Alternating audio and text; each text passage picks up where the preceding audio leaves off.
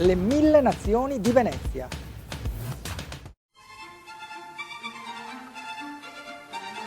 Siamo nel cuore del ghetto di Venezia, dal 1516 luogo di segregazione di quegli ebrei che arrivando da diverse nazioni cercarono rifugio tra i confini della Serenissima. Sebbene questo sia il primo ghetto al mondo e la parola ghetto che nasce qui prende poi piede in tutte le lingue del mondo col significato di chiusura, enclave, sofferenza, anche questo luogo a Venezia diventa con l'andare dei secoli un luogo di incontro. La Repubblica ospitò spesso popoli ed etnie diverse con intenti essenzialmente commerciali e utilitaristici. Le gondole erano fabbricate dai cadorini, gli scoacamini, i preziosi spazzacamini erano tutti della Val Camonica e della Val Brembana. Le sete erano appannaggio dei lucchesi. Gli scaeteri, i maestri della prestigiosa e rinomata scuola pasticcera veneziana, provenivano indifferentemente dai grigioni svizzeri. Ma con le merci arrivarono le persone. E con le persone arrivarono i cibi, le parole nuove, i saperi, l'arte. Molti di loro si fermarono a Venezia e divennero veneziani e accogliendoli anche Venezia cambiò. Oggi faremo un breve giro per andare a trovare qualcuno di loro.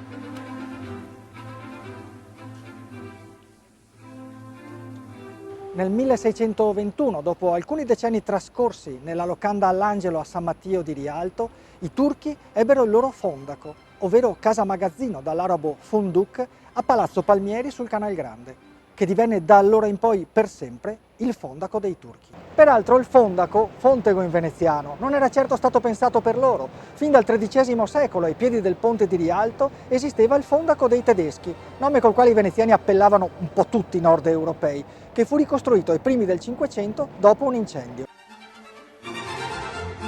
Né peraltro si deve pensare che al fondaco dei turchi trovassero ospitalità i soli musulmani.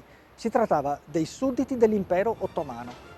A Venezia esistevano infatti anche i fondaci degli arabi e dei persiani, a dimostrazione che la suddivisione dei mercanti e dei luoghi deputati alla loro ospitalità non avveniva su base religiosa, ma sulla base della loro provenienza.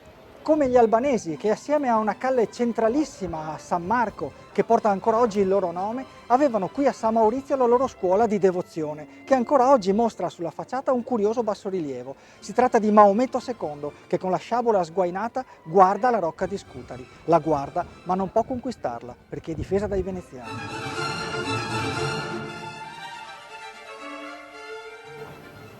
Anche gli armeni, presenti in città da tempo immemore, hanno lasciato la loro traccia sulla toponomastica cittadina, in questo caso accanto a una loro chiesa, Santa Croce degli Armeni, edificata nel XV secolo.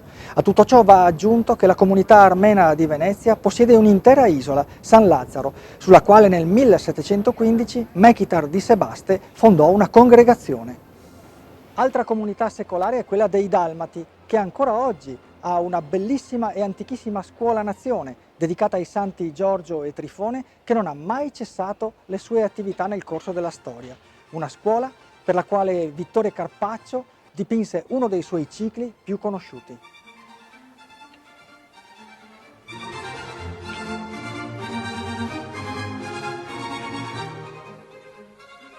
A poca distanza da qui si trova inoltre Riva degli Schiavoni, ovvero i fedelissimi soldati della Serenissima, che provenivano dall'entroterra a ridosso della Dalmazia latina ed erano di origine slava.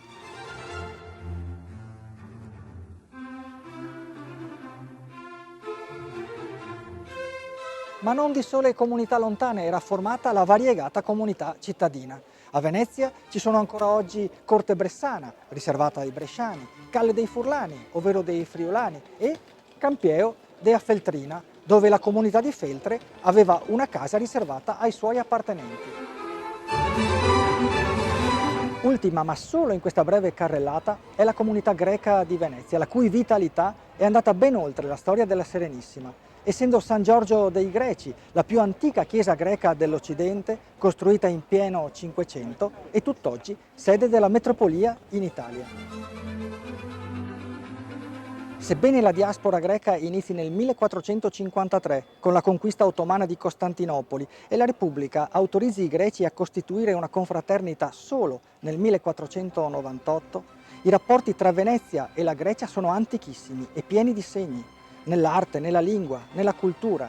E in questo secolare dare e avere, a volte per fortuna è difficile stabilire chi abbia dato cosa a chi, in un continuo scambio di ricchezze, con i greci così come con le altre comunità, che ha finito per rendere Venezia quello che è.